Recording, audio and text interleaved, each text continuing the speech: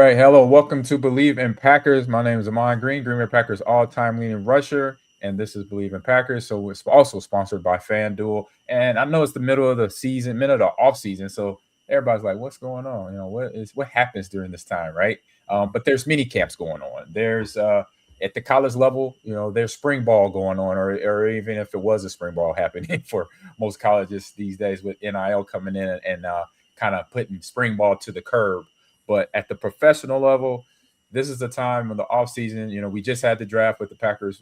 They had a pretty good draft, drafted on needs. They got the corners, they got the linebackers, they got the defensive guys they needed to make this team, move into the next season of 2026 season in a tough conference in terms of the NFC North. So, who I brought in, Jamey Mroz, is a leadership consultant, as it says there on the screen. So we're going to talk about that development of an athlete during this time of year. This is where your favorite athlete, Jordan Love, Josh Jacobs, this is where those guys get better in the offseason, mentally and physically. And I'll say we'll talk more on the mental side here between me and Jamey, because as you know, what we've done, he's coached in it, I've played in it. We both understand the process from basically late April all the way through July and August to get into training camps and what goes on. So I want to bring in my guest today, Jamey Mroz. How you doing, sir? And introduce yourself and let the audience know what's your stick? What's the thing that you do and gets your heart beeping every day? Your heart beating every day, excuse me. Well, I appreciate you having me on, Ahman. And my name's Jamey Mroz of Mroz Leadership Consulting. 10 years coaching in the NFL and Division I football, and we specialize in performance psychology. So, like you just said, over this period in the offseason is so important for growth and improvement. And what we focus on is that leadership aspect of it. Now, what is leadership, right? It's so vague. We really dial in on that self-leadership, right? That individual needs to be able to make decisions that align with the goals they want. And we help them create routines, processes, and habits that support their goals, right? That's what we're trying to do. We come in to empower, teach, and we do that using performance psychology concepts. That's all it is, right? It's leadership development from a sports perspective. We take concepts from sports psychology and we help individuals apply it to themselves and grow and improve and get better. And that's what we do. That's what we love. And it's awesome, as you know, when you put in the work and you get a result, it is the best feeling in the world, and nothing can substitute the confidence and the focus and everything that you're going to develop through doing that yourself. And that's what's amazing about it. You help someone. I don't do anything. You're doing the work. But we're going to help you through that and help you make decisions to help you get there. Yeah, you kind of lead them to water, basically. So first question, you kind of answered it already. What inspired you to get into leadership consulting? Oh man, so this was a selfish journey for me, and I say selfish because it was all about self-development and wanting to improve and get better. I grew up. I don't know why. I just wanted to do more. I wanted to do better. I wanted to grow and improve. And at first it was through physical, right? I played football in college. I wanted to get bigger, faster, stronger. So I studied kinesiology. I was studying exercise. I was studying how to get stronger, how to run faster, all those things. And then I felt like the next edge was going to be that mindset, and with a family history of addiction, substance abuse, all these poor choices, I thought, how can I help myself avoid those things, but also improve at the same time. So I studied performance psychology, and it's sports psychology. I call it performance psychology because when you say sports psychology, everyone thinks it's specific to athletics, but in reality, as you know, as a former player now in kind of the real world, right? Like everything we do, we're trying to be our best. You're performing to a degree, whether I always like to use the analogy of hosting a holiday, right? If you're cooking for Thanksgiving, there's pressure involved. So it doesn't mean you have to play on Sundays. There's pressure in your daily life. And how do you perform when you're feeling stressed, anxious, pressure? Those are the things that we try to tackle and help people navigate themselves through it. So then they're empowered to do it in different levels. So for me, it was, I wanted to get better. And, I feel like I transformed my mindset. I kind of transformed my life. So I thought, wow, this could be something that can be helpful. And that's how I got into this leadership and self leadership consulting. Nice. And it's something that when you have that thought of doing something that you've done for a long time. I know for me, when I got to that point, it was so I retired in 2009. And I remember having that same conversation with myself because we already knew things that what got us to leadership and what got us to like accomplishing our goals. Now was like, okay, now how do I verbalize this and put this into a company or where I got a process, right? And give people this process and I teach them this and I show them this. And these are the indicators of you succeeding, right? It's like now you got to put that. I remember having that conversation after football in '09 with myself of, how do I verbalize this so I could then give people my expertise, because with us both, having the background we have the expertise of that experience that happened to us, on the football field, in the locker room, in the meeting room, in the training room, whatever it was, but then also the things that we learned, the good and the bad, from our time on the field, time off the field, in the off season, things we could have done differently, stuff like that. So I remember having that conversation and then like, wow, I said, you know what, that's what got me into high school coaching right away. Yeah. It motivated me to get there. So that is something that I totally relate what you just talked about, is getting into that, because then you have it's just, again, now you have a game plan. Now you got that, you get back in that comfortable spot of, oh, I got wake up in the morning, I got to do this, this, and this before I hit the door. So that's the part that really gets me going, is the process. And I have another teammate and we actually used to do this show together, Mike Wall. We both love the process. He loves the process so much. He made that's a name of his business is something. God, it's something process. It's either loving the process. I'm sorry, I can't remember it right now, but it's something that where I tell people, I said football ain't all. I said professional sports. I'll say this too. I've been saying this recently to people I come across. I said professional sports, it's not rocket science. It's about basically setting the goals that are aligned with the things you need to accomplish as an athlete.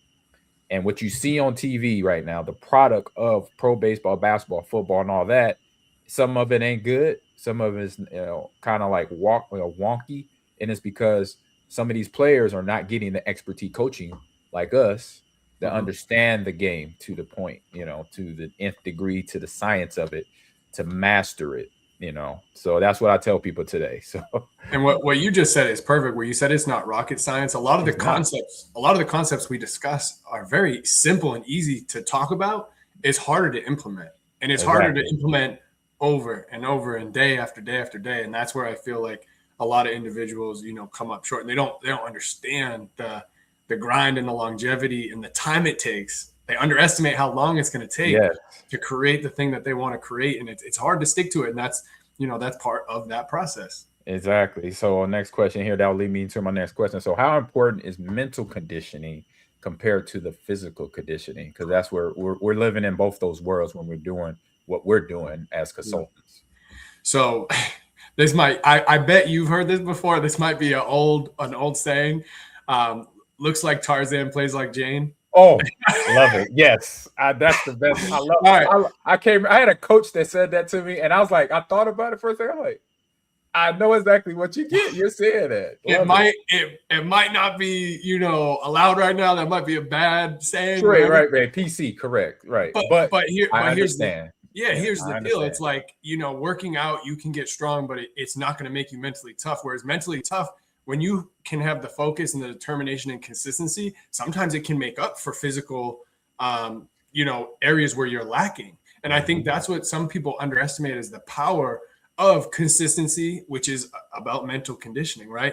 Yep. The hardest thing to do in the world is to be consistent. Why? Because it's boring, right? Everyone is looking for trick plays. Everyone's looking for this and that, the next bright light. And it's like the best in the business, over and over, just on repeat. Kobe, I love Kobe Bryant, right? Kobe would always talk about just the basics, just doing the basics for hours and hours and hours. That is so boring and so hard to do. But when you're able to do that, you're going to master those pieces, and then it's going to be so simple for you. It gives your mind more capacity to get better in different areas because you're not focused on what you have to do on these small details, right? It's ingrained in you. So to me, I think the mental conditioning is so important, especially I can remember rookies coming in. And if you think about Thanksgiving, it's about midway through the NFL season. Yep. College, the season's You're over. done. You're done. And then you might have a bowl game like 3 months from now in January, right? 2 months from now. So we'd have these rookies coming in that you were like exhausted, and it's mid-October. I'm like, dude, we haven't even finished the first quarter of the season. Like, so that mental conditioning is so important. And I think it's underestimated, but I do believe now, especially since when you've played, I mean, it is starting to grow and evolve and teams are getting behind it. I think what's hard right now is it's trying to determine what it is, because there's psychologists, right? There's clinical psychologists, there's all these different realms. And it's, where does performance fit into that? It's you don't need a diagnosis. You don't need this. What we're trying to do, it's more preventative. We're trying to get better. We're proactive, but it's really hard to label that and put it into, a pricing plan or a P&L expense report. So I think that's where that's probably the biggest challenge, is the unification within the industry, where, some people are saying this is better, others are saying this is better. And really, you just have to build stronger relationships and rapport to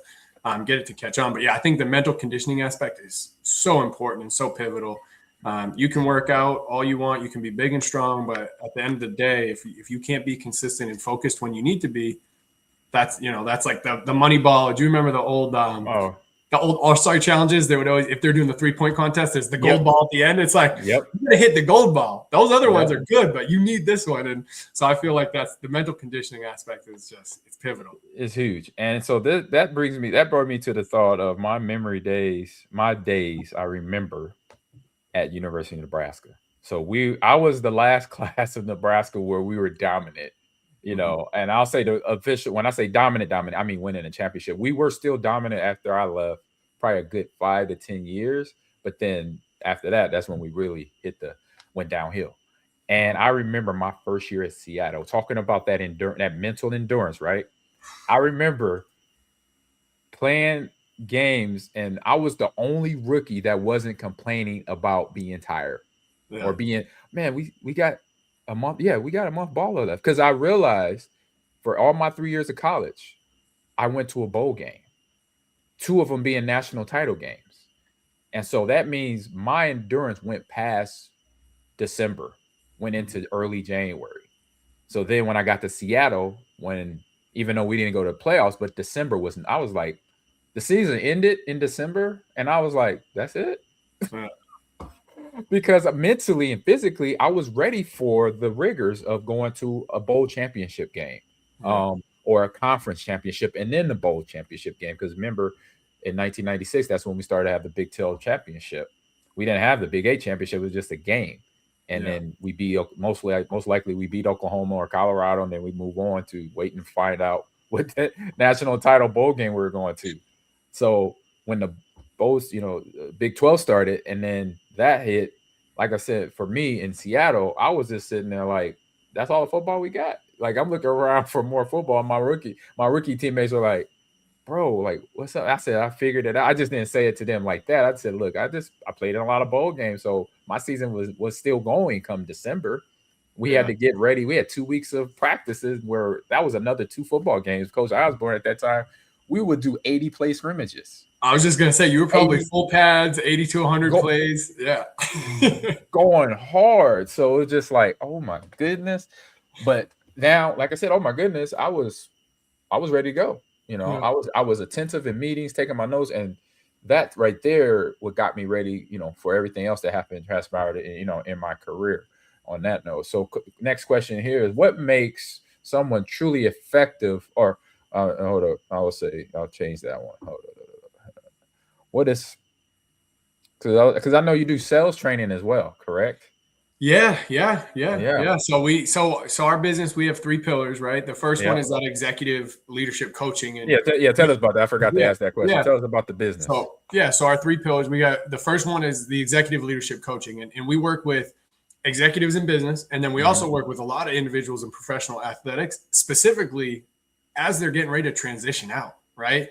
Because similar to what you said, where it's like, you need to have goals and you need to have, what we try to do is we try to help people just live with more intention. So as you're exiting the NFL, for example, the schedule is structured. I mean, you guys are told where to be, when to be, what to do. And you also have this high expectation of customer service flying private, all these different things. So now when you go to exit out of the league, man, it's a hard transition, right? Not everyone has had these hundreds of $1 million contracts. So it's all right, what's next in my life? How do I transition out? And what we do is we try to help them lead themselves and live with more intention, right? Like, how can we apply our strengths more than just on the field? Like, what else do we have? And so that's the executive leadership pillar. Then we have our athletics, and that's your mental conditioning, your mental skills development, training, pressure, stress, anxiety, all those things. And then we bring it back to the corporate level. Our third pillar is that sales training, right? How do you build sales teams that can have more intention, build stronger relationships, and earn trust faster, right? Everyone has the big piece in sales is it's about earning trust. And in reality, all right, everyone has a different level of trust where they can we've all different life experiences, right? So it might take me 2 days to earn your trust. It might take you 10 days, right? What we can do is, if we can shorten that curve, if we can gain trust faster, that's what we're going to try to do. And that's what we teach. And really it's based on principles through coaching. As you know, you've been in the locker room, and it's hard. You guys are professional athletes. You're finely tuned. You know what it takes for someone to come in from the outside who doesn't know your past, doesn't know where you grew up, and to earn your trust and to help guide you towards your dreams. That's hard to do. And we take principles based off of those relationships we built. And that's what we teach with sales teams, sales development. Yeah. And that's huge, because, that leads me to my next question. So how can teams improve their communication internally and externally? Because obviously that is a big thing, because when that communication is off, it gets rough. So explain that. Yeah. So internal communication is where it's key, because, as you know, winning solves all, right? So if teams winning, external communication doesn't matter. You just need to win. Internally, inside that building, there has to be a level of authentic communication, trust, feedback. And what we have to do is we have to create systems that don't fail under pressure, right? Because storms come. And when storms come, when adversity hits, you find out what's working and what's not working. And what we need to do is, when a storm comes, we have to be prepared for more. And then we have to learn from the storm that just came. Where did the communication break down? Is there a weak link, right? Where is the communication breaking down? Which group of players aren't getting the message? And then we need to figure out how to connect with them and build. At the end of the day, it all comes down to relationships. And you want to build relationships strong enough to bear the weight of truth. So if me and you are sitting down for a meeting, I need to be able to be direct and honest with you. And you need to know that I have your back. I'm not trying to hurt you. I'm not trying to rip you apart. I'm not trying to take you down. What we need to do is, you need to know that I'm trying to help you get better. And then what I need to do, as I deliver the message, I have to learn how to connect with everyone differently, right? If need be. And then we have to leave that meeting with hope, right? If I'm giving you corrective feedback, which can be, it can be hurtful, it can cause tension. We need to then pivot and find out, okay, where are we moving with this information? What hope do I have? I need to build hope. I always tell leaders, you're a hope dealer. When you're with a team, and you got to be a hope dealer, man. You got to just be giving out energy and showing people the direction that we're headed in. Yes, we're going to talk about mistakes. We're going to talk about errors. We're not letting those go. But what we need to do at the end of every conversation, we need to be moving in a direction and have intention. Just like you said, you got to have goals. You have to have actions that align with it. That's ultimately what we're trying to do, is how do we strengthen that communication? And then when a storm hits, when adversity comes, where did it break down? Because we can learn from that, and then we fix it. Because when I know, you could tell, like, when our worst seasons in Green, I say Seattle was, both years when I got there. I know Dennis Erickson was basically on the hot seat. He was the old coach from Miami. We had veterans, harassing the hell out of the rookies. It's like, I remember when Mike McCarthy came in 2006, so years later, when I'm a veteran now, and he comes in, he says, "Do not haze the rookies." I said, that is a smart dude. I said, as a smart dude, because he understands, like, there's veterans in the room that's not going to listen to him. That's going to harass the rookies because they went through something. And I went through stuff in Seattle, but I said, look, I'm not going to do that for any kids I get under my belt as a running back, or even if I get close to guys from other positions. I'm not going to do that, because it's already hard as hell to try to make it in the league. So why I'm going to harass them on a daily, mental, because then that's the mental part of it. it throws them off. Like, why is my teammate giving me a hard time? Instead of my teammate's awesome. He just told me this. He helped me out with it, that, and the other. And I had one guy, I had a few guys in Green Bay do that to help me out. Was one main I always talk about is Dorsey Levens. Yeah. So he was the guy, Super Bowl champ, running back, but then was a guy that really helped me out with stuff off the field, like health wise. Like, this is how you need to take care of your body. I take these. He showed me this thing called the VitaCube at that time, and I put that in. That aligned with my goals of being healthy, because when you're healthy, you're not injured and you're on the field, you're available. So I think right there, that internal side of that, where you have players sometimes that understand it all, the coaches don't have to do much, right? Mm-hmm. That's the goal of the leadership of a good leader, is say, if I get my top players at certain positions, at all positions, can they handle, being a leader to their team, to the players in their room, then boom, that helps it out 100%. Because that's what I had at Nebraska, and then I had a few guys being Dorsey, at Green Bay when I got there, when he was able to basically come in and not be afraid of me, because I'm the next young running back in the room. So what, I got to help this kid. If I get hurt, Ahman or Basil or whoever has to go in there. So I think that was on an internal level, where it was something that usually a coach doesn't hit, with all the time, but it's something that is huge when you have the players that kind of policing the locker room. So if I was a betting man, I bet you didn't carry your shoulder pads and helmet off the field a lot those first couple days of preseason. Yeah, I was getting. It was like in my rookie year, I did a few times, and then I didn't have Tony. I had Tony Fisher and Najee Davenport. I didn't do that a lot to them either. I just kept it simple. It was just, we had one thing: just get the food for the plane on away games. That was it. And it was only one little argument because of that. And I was like, look, I don't give y'all a hard time. Yeah. Because I already had it easy. They had it easy. I went through hell and high water. But like I said, it stemmed back to external communication, internal communication. Even though, like, it wasn't the coach, relaying those messages, but when you have the players that do it too, it's effective in a certain way, and it could be good way as well. So. And you could even bring that external and internal communication to another level, where you just talk about your own internal communication, literally how you speak to yourself, how you speak to yourself. That's what I tell kids, especially these kids, this generation today. I'm like, thoughts are things. Oh yeah. My mom used to tell me that all the time. Thoughts are things, baby. And I'm like, really? I'm like, oh. And I got to Mom. I was like, Mom, I got it. She said that to me. I was like I'm going to say freshman year of high school. I said something. I came in the house mad at school or something. And she's like, what's wrong? I was like, this happened to school today. I didn't get in too much trouble, but this, And she's like, and I start saying some other negative. Oh, man, this person don't like me. Or I said something negative. I know. That's what got her to say it. And she said, thoughts are things, baby. And I'm like, that makes sense? Man. I was like, that's why you're the parent. I was like, thank you.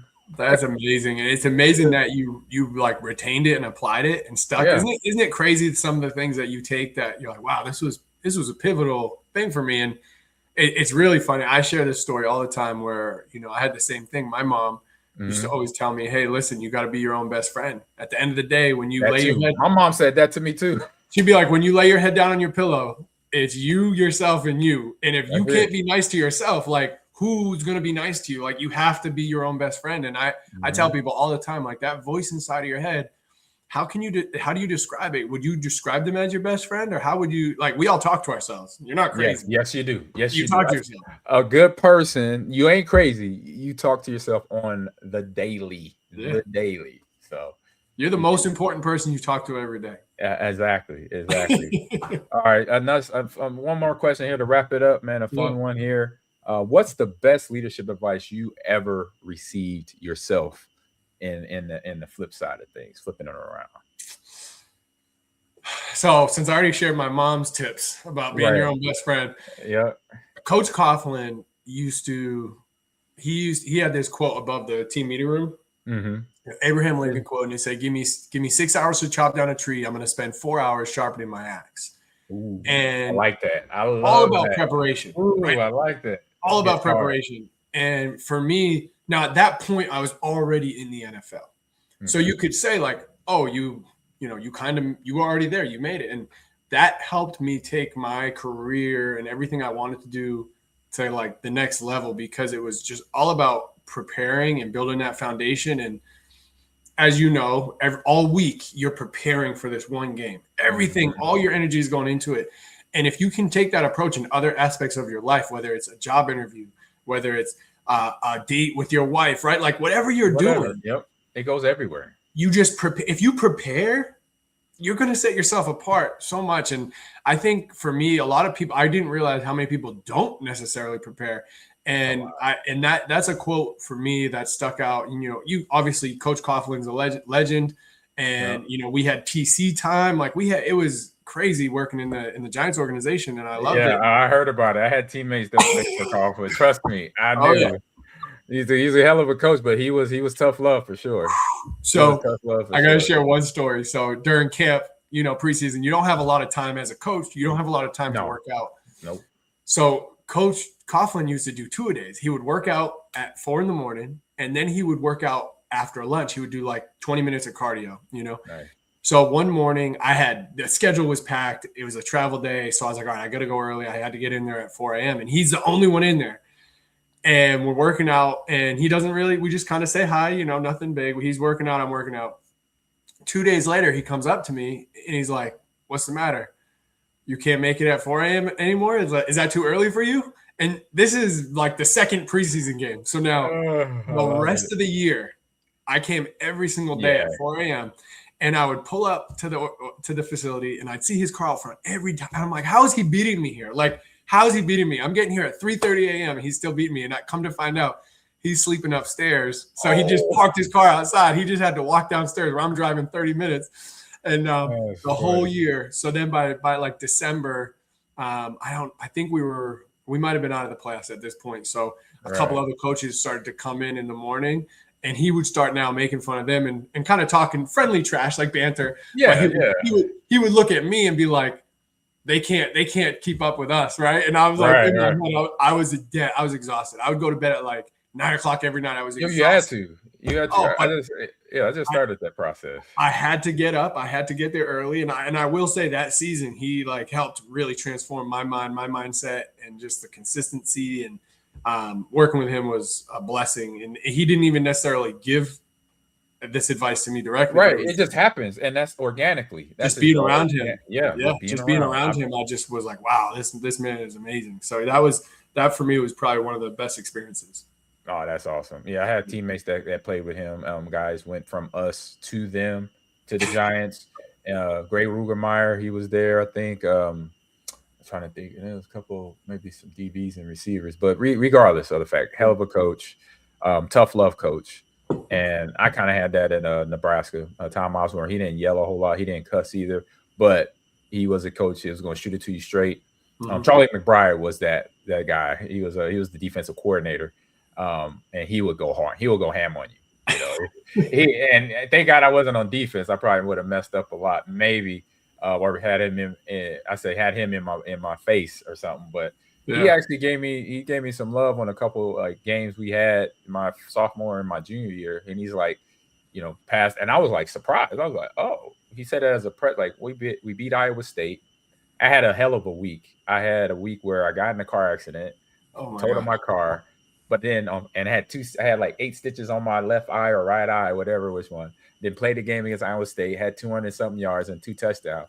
And he says in the press conference, hey, because that's when Troy Davis was there at Iowa State.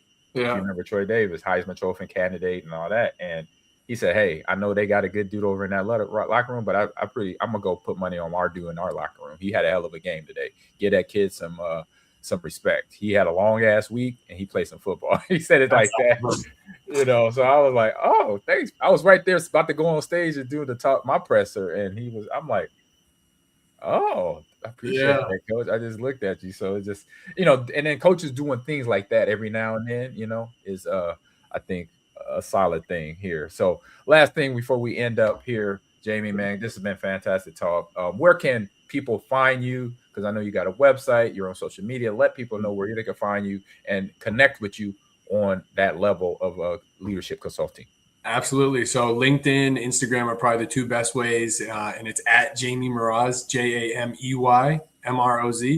And then the website is morozmission.com, MROZMISSION.com. Those are the two best places to reach out, connect with me, try to be as responsive as I can. And I would love to connect, answer any questions, help out any way I can.